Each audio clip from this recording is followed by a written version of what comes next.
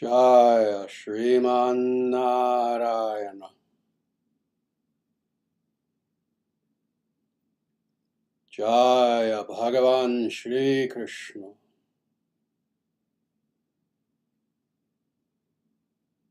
Jaya Shri Guru.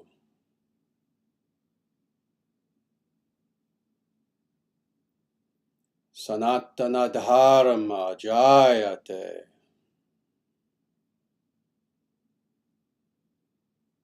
Dharma Rashtra Jayate.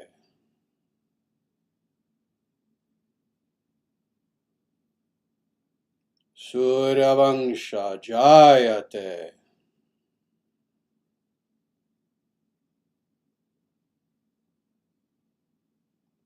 Om Hri Om.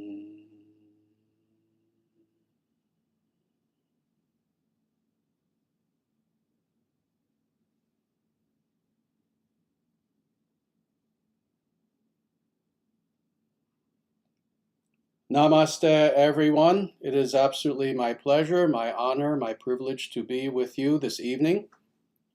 For those of you who are new and don't know quite what we do here, this is an online satsangha. This is an event that is practiced in the tradition of Sanatana Dharma, in which serious and sincere spiritual practitioners come together in order to discuss Vedic philosophy and to experience the divine. So this is something that we do every week. And again, welcome. It is absolutely wonderful to be here with you. We're going to go directly into the talk for today. And very specifically, we're going to be talking about meditation in the last stage of life. And before I dive into the talk itself, actually, and look at these various verses from the Srimad Bhagavatam that we'll be looking at, first, let me just say that this is a topic that I have spoken about quite a few times in the past, including at some very good institutions, actually. I gave a talk on death and dying and issues of death from the Vedic perspective, for example, at the University of Nebraska, maybe around 2008 or so. I also have given talks at various hospices, places where there were indeed individuals who were preparing to leave this planet. So I've given formal talks on this, including academic talks, but I've also spoken about this topic many times in the past. And it is indeed a very important topic. It is a topic that every living being, not even human being, every living being at some point is going to have to face. And that is our own mortality. What is it that occurs? What are we to do when we know that we are facing the end of our life? So again, this is something that's very important because it's something that every living being encounters. But more than this, from a spiritual perspective, how we approach our own mortality, how we approach death, quite literally knowing, if we're fortunate enough indeed to know such a thing, that we're going to be leaving our body very soon, that we're going to be leaving this world behind. This is something that is extremely crucial from a spiritual perspective. And the reason being that, well, this time having come, this is now our last chance, our last opportunity to, let's say, do a final push in our life spiritually, such that we make sure that we either are liberated upon death, or at the very least, that we will ensure that we will have very good circumstances in our next life so that we can continue spiritual pursuit. Indeed, when I gave these talks to Western audiences, these were audiences of people who were primarily either Christian or secular, I explained to these people how indeed the Vedic view of death is something that's very different from the Western view, even the Abrahamic view, actually. When I say Western, I mean modernity, Western, the modern West. So as far as how secular individuals approach the idea of death, but even in the Abrahamic traditions, even many people who are religious in the Western world, their approach to death is something that's very different from the Vedic approach. In the Vedic approach, again, the idea is that our time of death can be used to benefit ourselves spiritually, number one. Number two, death is not seen as a negative. For most of the world, of course, death is seen as indeed a negative. This is true for most individuals. When you know that you're about to die, let's say you know that you have a month to live or even a year to live, that tends to be a negative. People go into mourning and depression, etc. And more than anything, there is a tremendous amount of fear. There is tremendous fear on the part of the individual, especially who was about to leave their body. Well, in the Vedic perspective, death is not seen as something that's all that negative at all, because, of course, we believe, that the soul is eternal. We believe that never was there a time when we did not exist, and never shall there be a time when we will cease to be. We believe that the soul itself is eternal, but also, of course, we believe in reincarnation. We believe in transmigration of the soul. So even though death may be coming for us in this particular lifetime, we understand that most likely we have been in this world for a very long time. That being the case, we have reincarnated again and again and again, and thus we have actually experienced the state of death many, many times. So this oncoming experience only being the latest of a string of experiences that we've had. So given all this, the Vedic individual, the truly serious spiritual practitioner of Sanatana Dharma, does not fear death. Indeed, on the contrary, one of the most important qualities that we are to cultivate within ourselves as yogis, as spiritual practitioners, is fearlessness.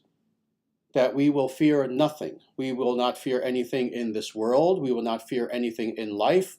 And we also do not fear our own death. On the contrary, again, we see it as an escape from the material body, and we see it as an opportunity to advance spiritually. Now, all that being said, now we're going to look at several verses from the Srimad Bhagavatam that go quite deeply and very nicely into precisely what are the exact things that a person should do spiritually to prepare themselves for death, to prepare themselves for leaving the material body, and ideally, never having to come back, and coming to the point where we are quite literally face to face with God. That's the ideal. Again, not everyone will necessarily achieve that, but if a person, as they're approaching death, can keep their head about them, not panic, be very calm, and remember these things, and indeed practice these things that we're about to look at, then that person indeed has a very, very good chance of achieving liberation upon death. So that being said, let's now look at these verses from Srimad Bhagavatam. The first one that we're going to look at is Canto 2, Chapter 1, verse 15. And the rest of the verses that we'll look at are in succession beginning here. So this verse proceeds in this way. At the last stage of one's life, one should be bold enough not to be afraid of death. One must cut off all attachment to the material body and everything pertaining to it, and all desires thereof. Very nice. This verse alone, we could talk about for a long time, and it also summarizes what I was saying in the introduction as well. That, first of all, at the last stage of one's life, one should be bold enough. One should be bold enough. In other words, one should be courageous enough, one should be confident enough not to be afraid of death. So this sentence alone is a summation of what I was just saying a short time ago. That indeed, this is how we are to approach even our own death. Really the death of anyone, even the death of people who are close to us, but we're talking especially about ourselves. Understanding that, I am about to die at a certain point, we should avoid all fear. Now, this is something that is very interesting, is that people will often debate with themselves, would you rather know exactly when you're going to die, or would you rather it be a mystery? Well, let me tell you, from the Vedic perspective, it's not a debate. If you have the ability to know when you're going to die, you should grab onto that knowledge. Knowledge is always a good thing. We don't need mystery. And as individuals who are philosophical and spiritually oriented, we don't want mystery. Mystery does not serve us in any way. We want specificity in as much as possible. So as yogis, as individuals who are spiritual practitioners, if we have a choice and we can know, oh yes, I'm going to die, at least let's say within this certain month of this certain year, then that's considered to be a blessing. And again, the reason why is because then a person can do everything that we're about to look at now. But this is the main thing, is that indeed it is important to not be afraid of death in any way whatsoever, to not have any fear. But now let's go on and look at the rest of what this verse is saying. But one must cut off all attachments to the material body and everything pertaining to it. So let's stop there for a moment. It is at the point of death especially that we have the absolutely stark realization, the unavoidable realization. It's not a matter of theory anymore. It's not a matter of philosophy. It's not a matter of sankhya. It's not a matter of intellectually separating that which is from that which is not. No, we at the time of death have the stark realization that we are not the body. And if at that time we still have the illusion that we are the body, indeed we're going to have a very difficult time going on to our next life, and what to speak of making spiritual advancement.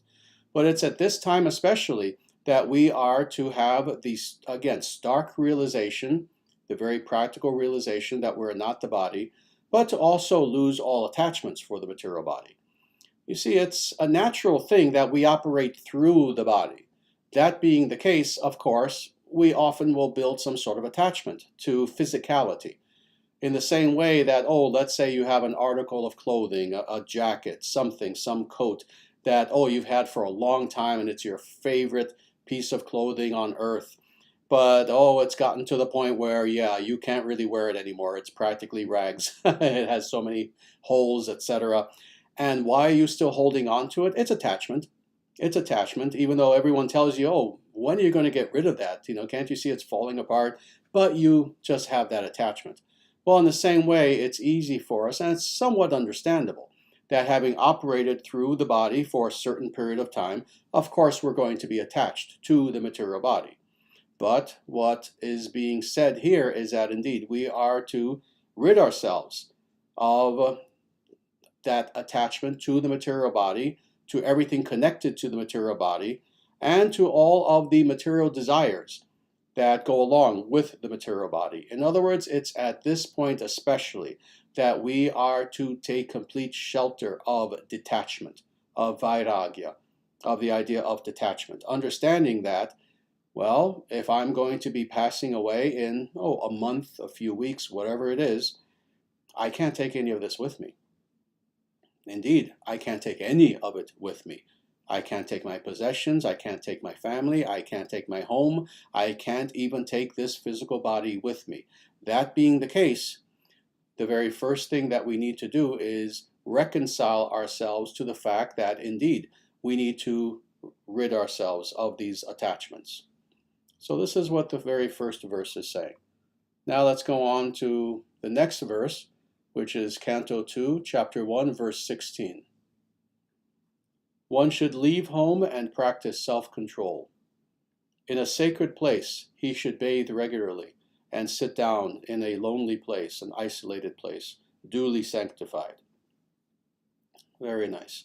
If it is indeed at all possible, if a person has the facilities to do what is now being described in the next several verses, then a person should do this. Again, having complete knowledge that, yes, it's been assured to me by all my doctors and everyone who should know that I have such and such amount of time to live.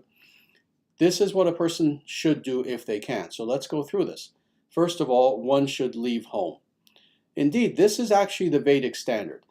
Again, it's interesting how in modern times there's this debate. Should a person go to a hospice or should they die at home surrounded by loved ones, etc.? The Vedic perspective is that neither should be done, actually. First of all, a person should not merely remain at home, even though it's comforting. It is indeed comforting if you're going to pass away to be surrounded by all that which you have known all your life. But what's the difficulty with this from a spiritual perspective?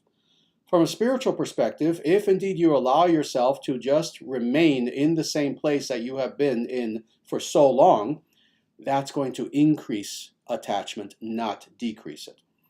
If you're surrounded by everything you've known for however long, 10 years, 50 years, if you're surrounded by all the people you've known, etc., well, that's going to make it very, very difficult to move on. That's going to make it very difficult to now do the meditation that is necessary, such that your complete focus, your complete awareness, your complete attention is upon God and God alone, such that when you leave this world, hopefully you will indeed go to God. So this is why it's not actually good to pass away at home, because again, that will only increase attachments. But on the other hand, and again, I know quite a bit about hospices, hospice care. I've given talks at places like this. This is not necessarily the best option either. And the reason why is because you're surrounded by strangers in what may or may not be a spiritual environment. Some hospices are spiritual. They are run by a church or some religious organization. Some are quite secular, actually, where, they'll allow you to practice some spirituality within reason, but they tend to be secular. So this is why neither option is very good. And let me tell you what was the traditional thing that a person would do when it says, one should leave home. What this meant was that quite literally, a person, knowing that they are about to pass away, would either go very deeply into a forest or they would go to an ashram. They would go to an actual ashram that they had some connection with, and the people at the ashram would understand, yes, they're coming here to die. They're coming here to pass away and to commune with God for as much as they can and as deeply as they can before they pass away. So these are several spiritual options that a person has. As far as going into the forest, of course, that's very difficult today. If we're talking about thousands of years ago, it was a very different situation. What does that mean today if you live in New York City or someplace like this? Well, of course, some people have the option that before they pass away, they can save up a lot of money and have something like a cabin deep in the forest, someplace like this. If you have that luxury, then it's at this point that you want to take advantage of that. Or again, even better, if you have a relationship with an ashram where you know the individuals there, they know you, and you make pre-arrangements with them so that you can go to an actual ashram and live there, that is a very nice thing to do. But in any case, the idea of leaving home is indeed something that is traditionally practiced in Sanatana Dharma when you know that you're about to pass away. But this sentence doesn't end there. It says one should leave home and practice self-control. So again, the idea is not merely to leave home, but to leave home and now live the lifestyle 100% and fully of a dedicated yogi. Now, of course, I know that many of the people who I'm speaking to right now, you're quite dedicated already as it is. But at the same time, of course, you have jobs, you have family, you have children, you have so many things going on. Well, it's at this stage of life, again, the very last stage when you know that you're going to pass away, and especially if you know that it's coming soon, within a month, a few months, or something like that. At that point, you become a dedicated yogi 100%.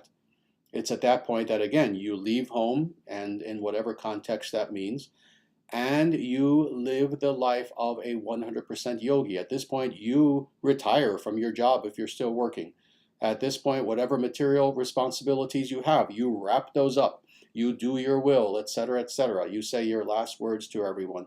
And now you live the life of a complete yogi, meaning that your life is now dedicated to meditation. Other than eating and sleeping and going to the bathroom and all the normal things that a human being must do, all the normal functions, you want to spend as much time as possible in meditation. Now is the time, knowing that you're about to leave your body. And if not then when? So this is what is meant by and practice self-control. Now you are living the life of a absolutely dedicated yogi. Now let's go on. In a sacred place, he should bathe regularly. So in a sacred place. So again, what is a sacred place? Well, if you do indeed live near a place that is a tirtha, that is recognized as a holy place. Well, that is the sort of place you want to live. But again, also an ashram. Any sort of place where there are sacred activities taking place. That is a sacred place. And what you do is, indeed, you bathe regularly. This means at this point you're bathing 3 times a day. That's the Vedic standard for a person who is a 100% full-time yogi, is that you bathe, if you can, 3 times a day. And you sit down in a lonely place. I don't like that translation so much because it sounds lonely. We're not meant to be lonely. An isolated place is a better way of saying this. And you sit down in an isolated place, duly sanctified. Now, what is meant by duly sanctified? Well, at this point, if you didn't have one already, now you are to have a designated place. Again, in this ashram or wherever it is that you are, in a forest, in a cabin or something, a hut in a forest, you have one place that you sanctify. If you have Ganga water, for example, you sanctify that area, etc. And that is the place now where every day you sit and you meditate. And you should be in isolation. And what does isolation mean? You know, again, nothing fanatical. It doesn't mean that, if you see another human being approaching you, you have to run away from them. No, it just means that, no, now you are focusing. You are focusing all of your time only on meditation. You're not visiting with people. You don't have people coming over and having 3-hour-long conversations with you. You're not hanging out. No, you are now living a life in which you are seeking a healthy sort of isolation from the world. Very good. And when this verse says, and you sit down in a lonely place that is duly sanctified, of course, what this means is you don't just sit there for the sake of sitting. You are now meditating and meditating and meditating as much as you can. At this stage in your life, you should be meditating 8 hours a day, if you can, or more. Very good. Let's go on to the next verse of Srimad Bhagavatam, and this is Canto 2, Chapter 1, verse 17. After sitting in the above manner, make the mind remember the 3 divine letters, A, U, M. And by regulating the breathing process, control the mind so as not to forget the transcendental seed of Brahman. Very nice. So again, this is a continuation, obviously, of the previous verse. But as I was mentioning in the previous verse, you're not simply sitting for the sake of sitting, you are meditating. This is what is meant by sitting. So after sitting in the above manner, that is in an isolated place, having sanctified that place in which you're going to now do serious sadhana because you're about to leave this world, you make the mind remember the 3 divine letters, Om, A-U-M, A-U-M. Now, what does this mean? Mantra meditation. Mantra meditation, mantra meditation. Now, let me talk about this just for a moment, because again, sadly, when it comes to spirituality, even Vedic spirituality, what to speak of the totality of so-called spirituality, if you throw everything else in, Buddhism, other traditions, New Age, this and that, all kinds of made-up, concocted things, some real, some not real, etc. There's a lot of debate as to, what's the best meditation? What's the most important form of meditation? Many people offer many different kinds of meditation. If you just sit by a lake with your eyes open and you just kind of stare at the lake, that's meditation, etc., etc. No. Vedic spirituality, at least, and truthfully, not just Vedic spirituality. This is true for authentic Buddhism as well. This is true for authentic Jainism and many other traditions. But we're talking about Sanatana Dharma. For Sanatana Dharma, it is recognized that there are indeed many forms of sadhanas. There are indeed many forms of legitimate meditational techniques and practices. However, it is also understood throughout the totality of the Vedic scriptures, and don't challenge me on this, I'll give you hundreds of verses from throughout the totality of the Vedic scriptures, where it proclaims again and again and again that the most effective, the most important, the most authentic, the most legitimate form of meditation is mantra meditation. Again, this is found all throughout pretty much almost every single Vedic scripture. And again, there are hundreds and hundreds and hundreds of verses to this effect. Here is yet another one, where indeed you are about to die. And the Srimad Bhagavatam is telling you this is the meditation that you are to do. Not meditating with your eyes open on a lake, not visualizing things and making up fantasies in your mind, not this kind of meditation, that kind of meditation, mantra meditation. So thus, after sitting in the above manner, make the mind remember these three letters, Om. So, in other words, we are to meditate very specifically on the sound vibration. Now, it's a very interesting thing. All of this is all Prabhupada's translation, which is excellent and wonderful, and you know, his translation is by far the best translation of Srimad Bhagavatam. But it's very interesting how here it says, make the mind remember the three divine letters Om. Now, some people will just read this and zoom right past it and not understand the significance of this. Because the ordinary thing to do would be to say, oh, meditate on these three letters or something like that in the present tense. But rather, Prabhupada translates this very nicely, make the mind remember the three divine letters. Now, why is this stated in this perfect way? Because it's perfect how this is stated. Because again, this is an individual who is being spoken of here is an individual who the idea is they have been doing sadhana all their life. It's not that they led the life of some crazy secular hedonist and now a month before they die, oh, they're going to be a perfect yogi. No, this is someone who throughout their life they should have been practicing anyway. Maybe not to the same intensity that they are now, obviously, because again, they're about to pass away. But the idea is that you should be throughout your life building up practice-wise, as far as sadhana, as far as your daily meditation. You should be building up to this stage where it's not merely a matter of, oh, now you meditate on mantra. No. You make the mind remember the mantra that you've been meditating upon. So again, it's interesting how this is what is meant by this. So make the mind remember the three divine letters, Om. Very good. And I've said this before. There are many, many places in the Upanishads specifically where it praises the mantra Om, and as they should. The mantra Om is the sound representation of God, as God is omnipresent in all things.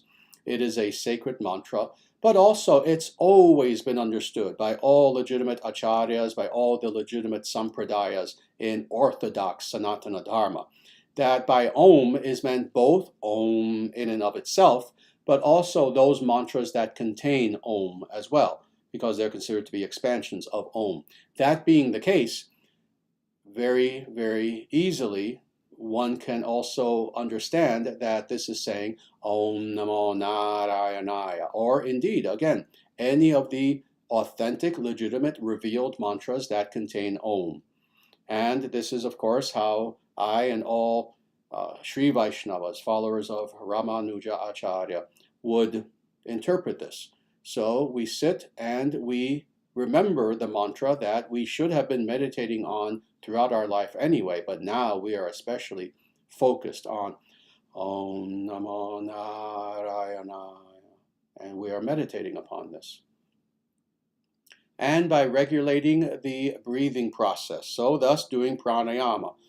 Indeed, this is something that, just due to the esoteric nature of this topic, at least in live streams, I haven't spoken about very extensively. I have in person, in talks that I've given, etc. I actually understand pranayama extremely well.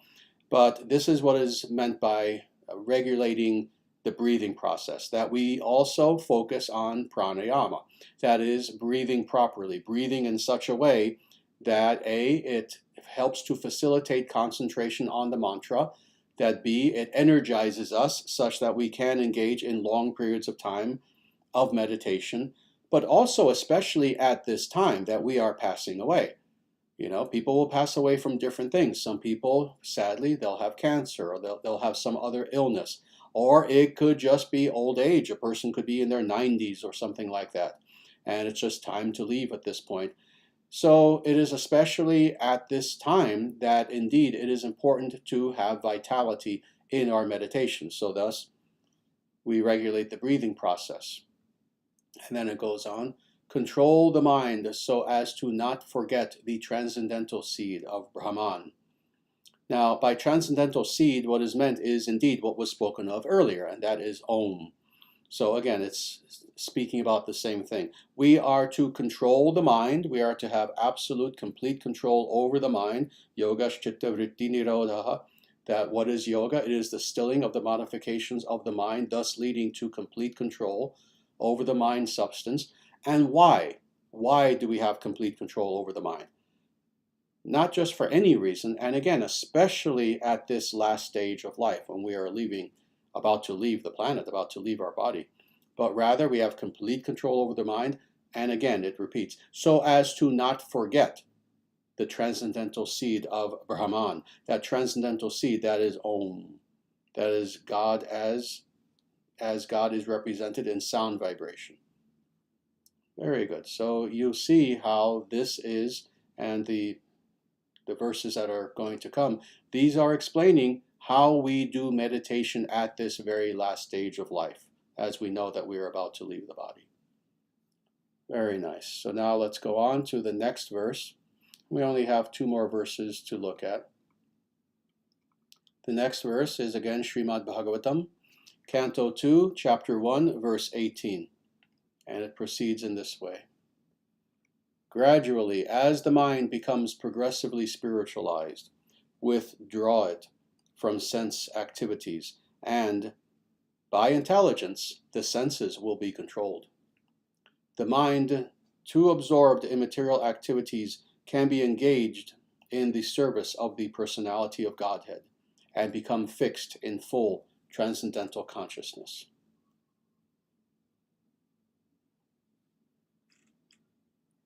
Now, this is a very nice verse. We're going to go through this and take our time with this a little bit. So gradually, and gradually meaning what? Meaning now having done what the previous verses have told us to do, doing this process of sadhana, what happens is that gradually, as indeed the mind becomes progressively spiritualized. Now, it's interesting.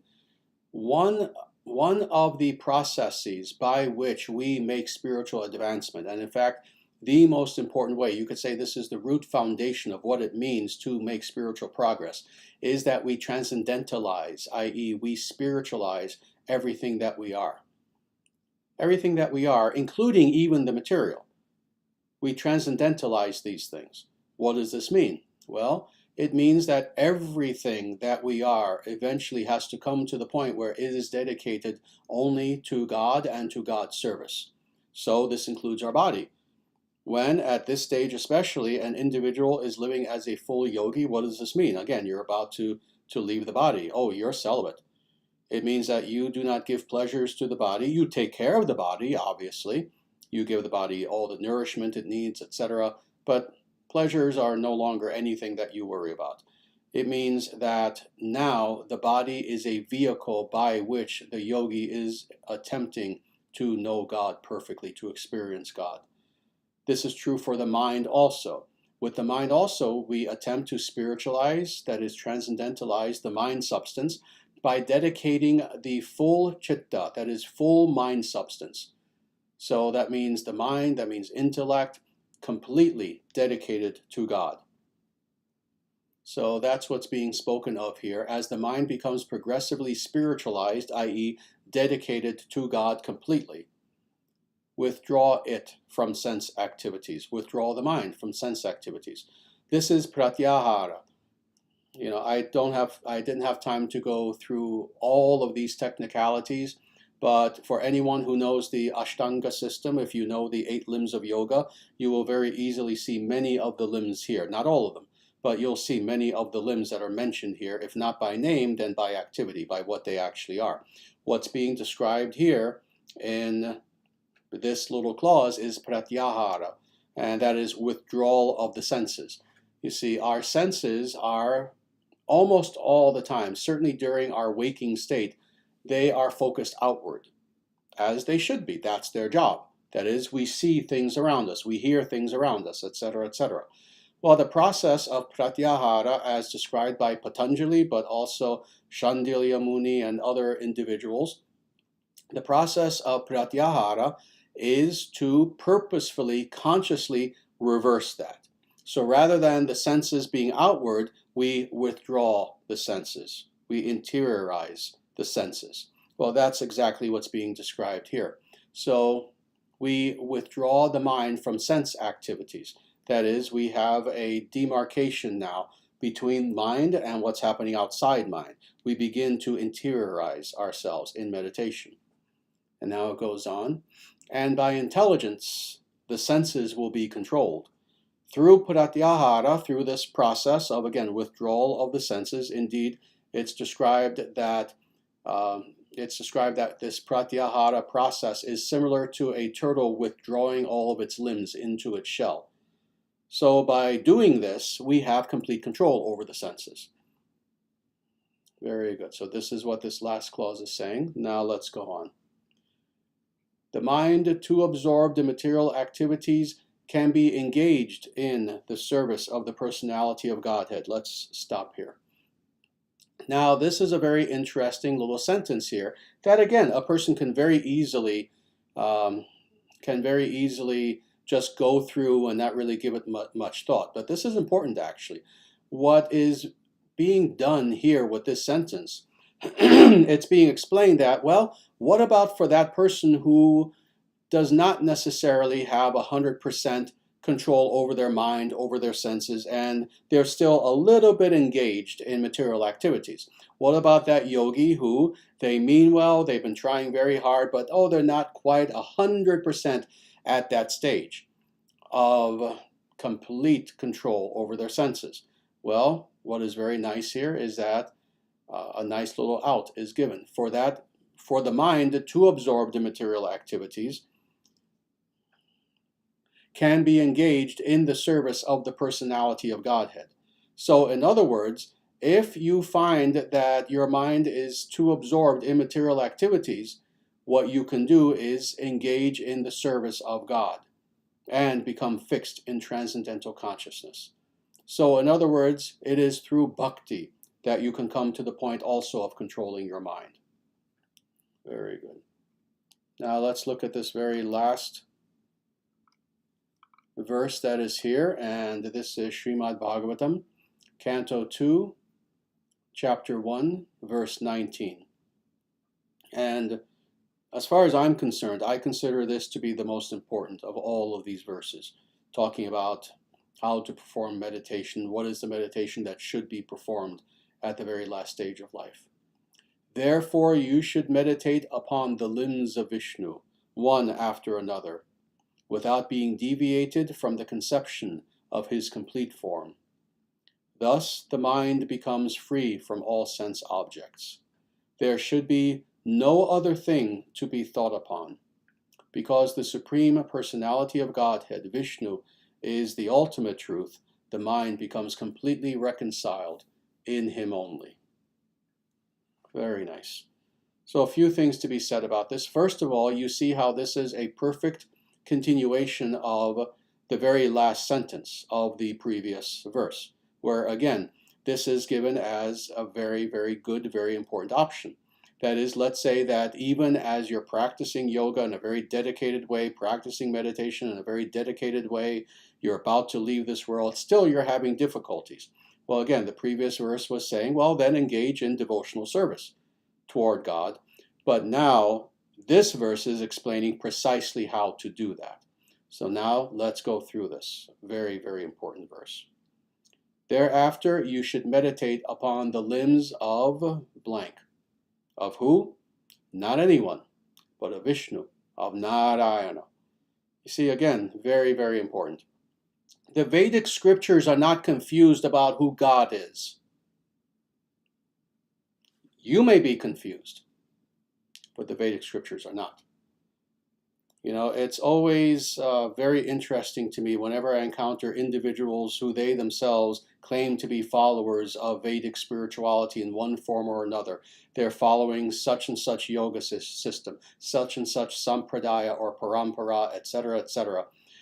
And yet they seem in their practice and in their understanding to actually believe that the Vedic scriptures are somehow confused about the most important topic in the totality of the Vedic scriptures, i.e., who is God? Oh, the Vedic scriptures say this one is God, that one is God. I like how this one looks. You know, I don't like the idea of my God having 4 arms. This one has only 2. I'm going to choose this one, etc., etc. The Vedic scriptures are not confused about who is God. The Vedic scriptures are confused about nothing. The Vedic scriptures, as we've seen for anyone who has been with me for some time, the Vedic scriptures have the ability to reveal the most intimate, the most intricate, the most sophisticated, the deepest so-called mysteries of our cosmos. And the Vedic scriptures have the ability to reveal this to us on a silver platter. When it comes to this most important of all questions, i.e., who is God, trust me, the Vedic scriptures are not confused. For here, again, as we've seen in hundreds of other Vedic verses, who is God? Not this person, not that person, not someone who we had a dream about. Who is God? Narayana, Sriman Narayana, Lord Vishnu. Vishnu and Narayana are interchangeable names for the same being. So, thereafter, you should meditate upon the limbs of Vishnu. Of Vishnu.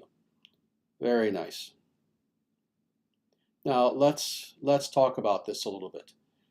Again, the Vedic scriptures, everywhere from the Veda Samhitas to the Upanishads to the Puranas, etc., etc., etc., etc., also are not confused about this point, and that is that God is not only Narayana, but that Narayana is a personality. He has a very specific form. He has characteristics. He has an infinite number of auspicious attributes, many of which can be known, many of which can be meditated upon, etc. So what this verse is saying is very specifically, begin to meditate upon the limbs of Vishnu, i.e., begin to meditate upon the various aspects, the components of Vishnu. Meditate upon his feet, meditate upon his legs, meditate upon his belly, meditate on his chest, on his arms, on his hands, meditate upon his face, and then finally meditate upon the whole of who Vishnu is. So indeed, we believe, as when I say we, I'm saying the Vedic scriptures believe that God has form. No, it's not limited form like yours and mine. It's not material form. It is infinite form, the full ontological depths of which we can scarcely even begin to pretend to try to understand. But it is form nonetheless. God has form. So thus, this is why the Srimad Bhagavatam is saying, you should meditate specifically upon the limbs of Vishnu, the limbs of Vishnu being components of God and thus sacred, thus transcendental. Now, let's go on, one after another. So again, the way that we meditate upon God using this very specific sadhana practice is that we meditate upon one aspect of God, then another, then another. And very specifically, it's not here, unfortunately, but there's another section in the Srimad Bhagavatam, and there are, again, other Vedic scriptures as well, where it describes that a good way of doing this form of meditation, meditating upon the limbs of Vishnu, is to start from the very bottom. You start from the feet, and then the ankles, and then the legs, and then the knees, and then the thighs, and you keep going up and up and up until finally you are meditating upon the face of God, but now God as a whole. So that's what's being described here, is this process. So you meditate upon the limbs of Vishnu, one after another, and this part, this clause of this entire sentence is most crucial. Without being deviated from the conception of his complete form. Without being deviated. In other words, this is meditation proper. This is what is meant by meditation. There are several good definitions of meditation that I've given in the past, but this is also one of them, and a very important one. What is meditation? It is non-deviation from the object of your adoration. So what does this mean? This means that as you're meditating upon the feet of Vishnu, hold on, Vishnu. Oh, I got a text. Hold on one second. Non-deviating. It means that when you have that awareness of God, nothing distracts you. Not your own body, not something external to yourself. Rather, you are meditating in complete peace, in complete calm, in complete awareness upon Vishnu and only Vishnu, undeviating. You don't have breaks in that meditation upon God. So without being deviated, and from what? From the conception of his complete form. So again, at this point, you are meditating upon the complete form of Vishnu. You are meditating upon Vishnu himself, and undeviatingly so. Very good. Thus the mind becomes free from all sense objects. Now, why is this the case? Why is this the case? When you are now meditating upon Vishnu in this way, materiality ceases. There is nothing that is of the nature of the material within Vishnu. Vishnu is God. Vishnu is purely transcendent. Vishnu is pure consciousness. This being the case, when you now have this meditational, this devotional, meditative absorption upon God, where you are focusing on Vishnu in an undeviating sort of way, with devotion, it's at this point that your mind has become transcendentalized, because now that mind, that awareness is being used perfectly for what it was designed to do, and that is to meditate perfectly upon God. All objects of the senses now have, for all intents and purposes, ceased to function. At this point, you are in complete transcendental consciousness, focusing upon God. So thus the mind becomes free from all objects. There should be no other thing to be thought upon. Is this clear? Again, there's no vagueness in the Vedic scriptures. People who seek vagueness in the Vedic scriptures are individuals who are looking for an out from doing the right thing. There's no vagueness in the Vedic scriptures. The Vedic scriptures are very, very direct. They are to the point. They are accurate. And they are perfect. So thus, there should be no other thing to be thought upon. Again, Vishnu, Vishnu, Vishnu, Vishnu consciousness. This is what we are to meditate upon, and nothing else, not making things up, etc. But only Vishnu is to be thought upon. And now is the explanation for why. And this is the last sentence. Because the Supreme Personality of Godhead, Vishnu, is the ultimate truth. Is the ultimate truth. And this is the reason why. You've heard me say this many, many times. You are a spiritual person. You are, quote unquote, on the spiritual path. What are you looking for? Oh, I'm a spiritual person. I want to know truth. I want to know truth. You know, if I had half a penny for every time someone said that, I'd be a trillionaire. I want to know truth. Really? What are you looking for? Are you truly looking for that which is the ultimate truth? Are you looking for that than which there is nothing greater, there is nothing higher? Well, if that is the case, this is what the Srimad Bhagavatam is telling us. The reason why we meditate upon Vishnu and Vishnu alone is because that Supreme Personality of Godhead, Vishnu, is the ultimate truth.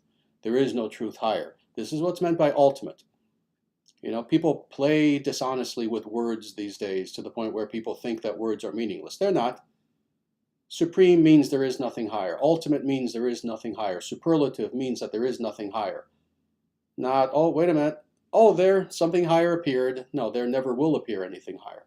So this is the nature of Vishnu, that he is indeed the ultimate truth. the mind becomes completely reconciled in him only. In other words, it is in meditating upon Vishnu alone that the mind then has found its fulfillment. That the mind itself is doing what it is naturally created to do. It is now fulfilling its pure function. And for that matter, to extrapolate a little bit, this could be said about anything, that we become completely reconciled in him only. That is, when we are meditating upon Vishnu in pure devotional awareness, what that means is that then we are functioning perfectly and purely as what we were created to do. We as Atman are meant to meditate upon Paramatman.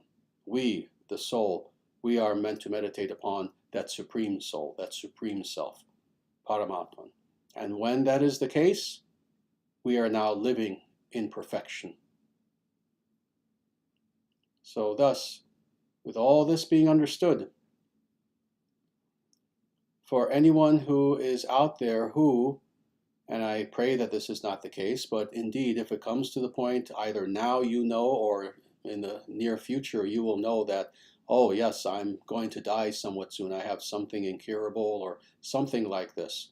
Or when that time comes, hopefully a very long time from now, please hold on to these verses. These verses are there in the description of this video. Hold on to these verses and remember this and practice this.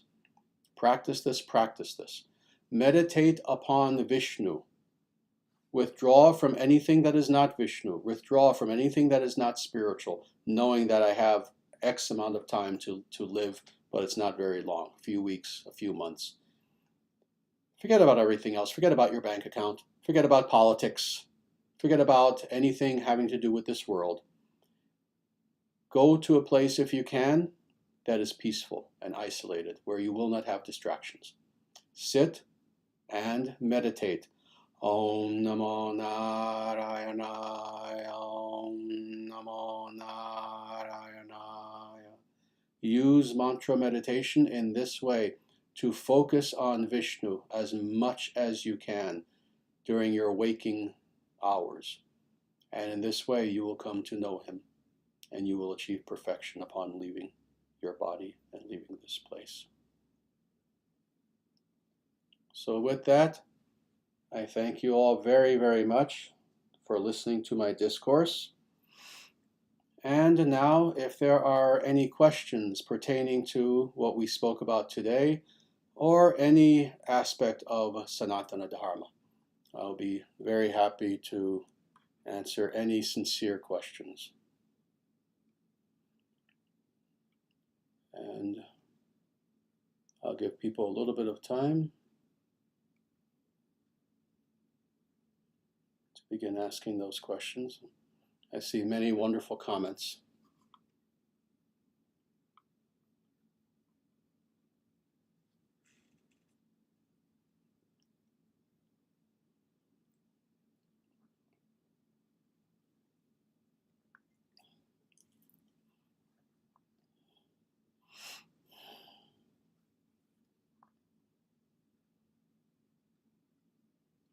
Please give me a few moments.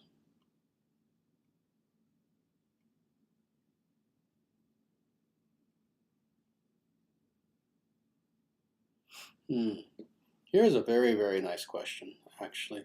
And this is from Ananta Shesha. Dandavats Guru Maharaj. Is it appropriate to say that people fear pain rather than death itself, which is like a sudden sleep? And if so, what can the yogi utilize to control our feeling of pain? Very nice. Yes, I would say that that certainly is true. As far as death itself, death is an abstraction for most people. You know, it's not so much the idea of death itself, it's rather the attendant, let's say, things that go along with death that people really fear. So yes, people fear pain, they fear loss and separation from their loved ones, they fear a lack of control, because when you're dying, you realize you're not in control. You know, it's very good to be in control of yourself This is something that the yogi seeks to attain, but in a very humble way. We seek self-control, but ultimately understanding that God is the ultimate controller. And for an individual who's not spiritual, the idea that, oh, I'm going to lose control of everything once I die. I can't even control not dying. That's something that is very fearful for people. So indeed, it's not so much the idea of death itself, which is kind of a vague abstraction for most people, but rather it's all the attendant states of being that go along with death that people are fearful of. And you say, and if so, what can the yogi utilize to control our feeling of pain? Very good. We cannot really, I mean, to some degree, we can indeed control how we approach pain. You know, for someone who is a spiritual person, generally speaking, they can take a lot more pain than the typical person. Indeed, in some ways, a truly spiritual person will sometimes almost seek pain in the form of tapasya and other activities like this. But the truth of the matter is there's always pain, even for a spiritual person. So it's not that we can really 100% reduce pain itself. Rather, what we can do is realign our relationship with pain, understanding that it's something that is separate from us. And then, of course, this goes very deeply into the various kinds of pain. There's emotional pain, there's physical pain, etc., mental pain, which each and of themselves needs to be addressed in a different way. We don't quite have the time to go into that now, but I hope that answers the question somewhat for you.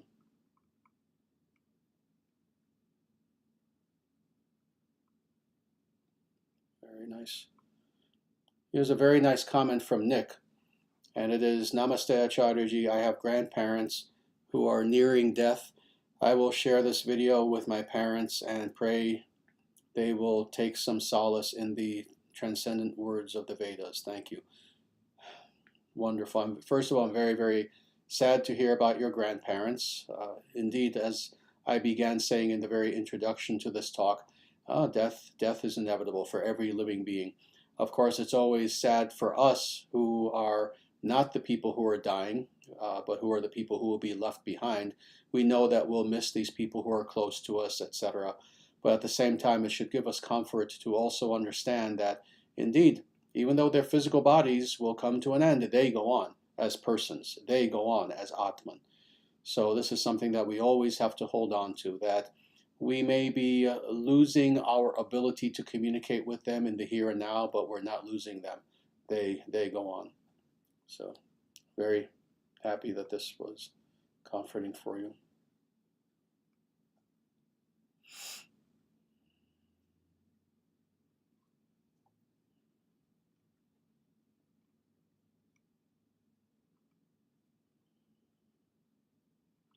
Very good. Love Conqueror, very good question, but too personal. I just know.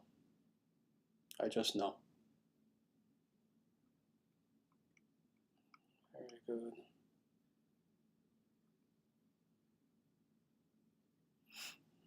Good. Here's a nice question from Varsaga. Namaste Acharyaji. How does one experience pain and hardship and not suffer on account of it? Good. Similar to what I was saying before, actually. Sufferings and hardships are going to come for everyone. You know, happiness and distress come of their own accord, like the winter and summer seasons. Krishna says this in the Bhagavad Gita. So there will always be hardships, followed by wonderful joys, then followed by suffering, and then followed by triumph. And these things just come to us of their own accord, seemingly. Really, we know it's karma, it's many different factors.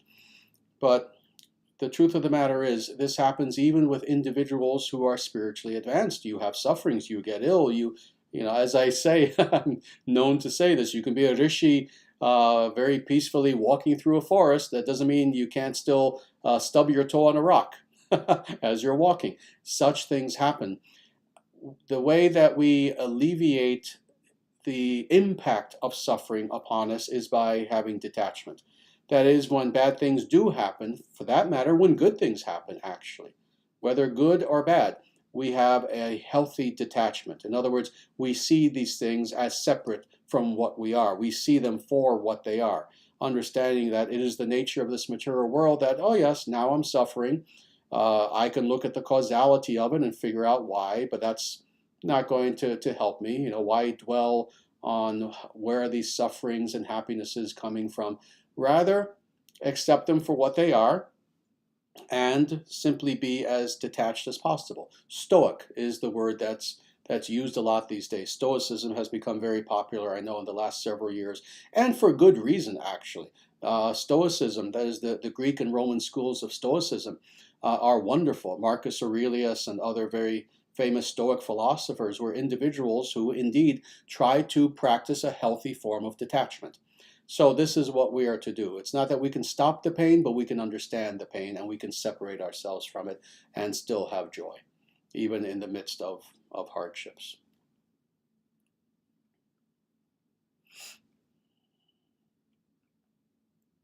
Very good. Mr. Oldenswolf asks, Namaste Acharyaji, do you recommend any particular ashrams for ISDS members? This is why I'll tell you, ask me that question again in hopefully about a year or so. Yeah, this is why we have our Vedic Heartland Initiative.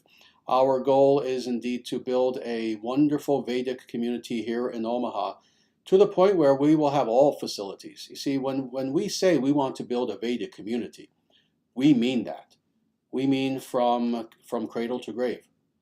We mean every aspect of what it means to have a functional working civilization. And indeed, that includes facilities for individuals who are members of the ISDS, who are wonderful devotees and who have been, and who will eventually come to the point where indeed they know that they're about to pass away.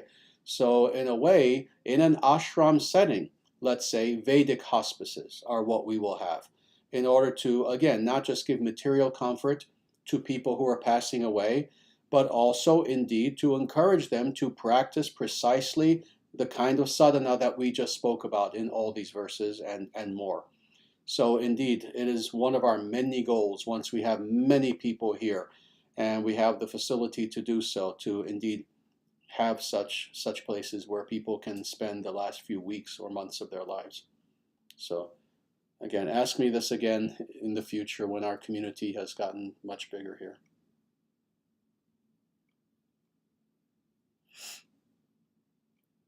Very good. We're officially out of time, but because I gave my lecture for so long, I want to see if maybe there's one more question that I can answer here that won't take too long.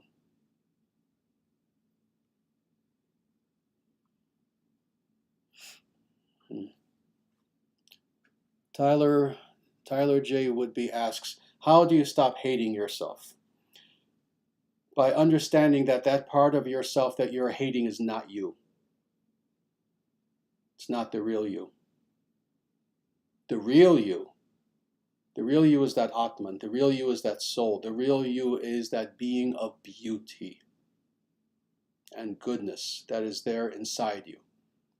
That real you is that soul which, if you knew that soul, rather than hating that soul, you would fall in love with that soul. You would love that person who you are. So how do you stop hating yourself? It's not automatic. There's no magic. Again, we don't do things with New Age promises. No, it's a process in which you separate that part of you that you mistakenly thought was your true self, that is the part that you hate, from who your true self really is. It's a matter of self-discovery and understanding that you are made in God's image. That being the case, your soul deep within, that spark of consciousness, is perfect, is beautiful. Learn who that is.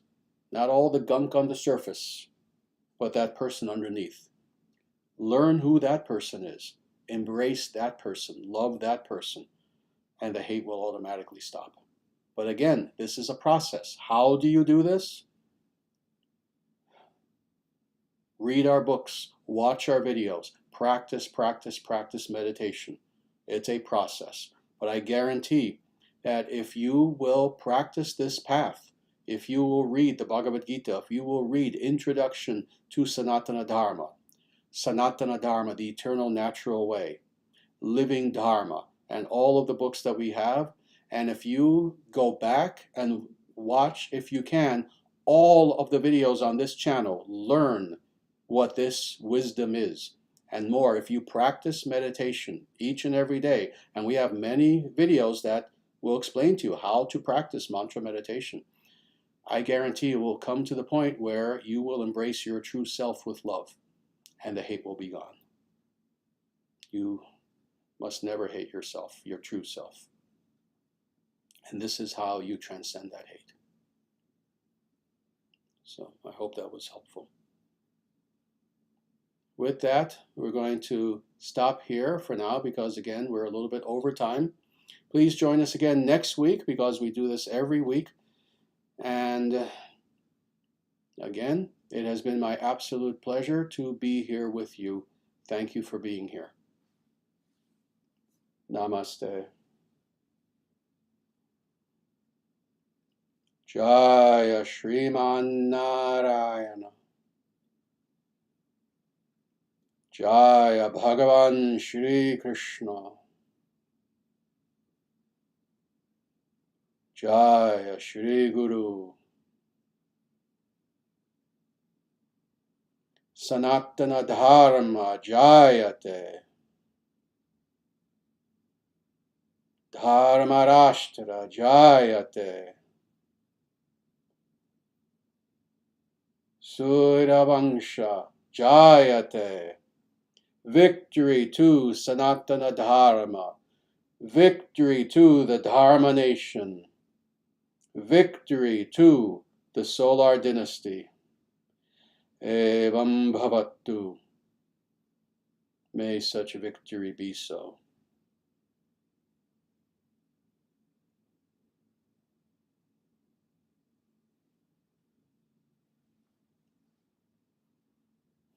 And with that, everyone, I ask you all, as always, to please take very, very good care of yourselves in every way until the next time we meet.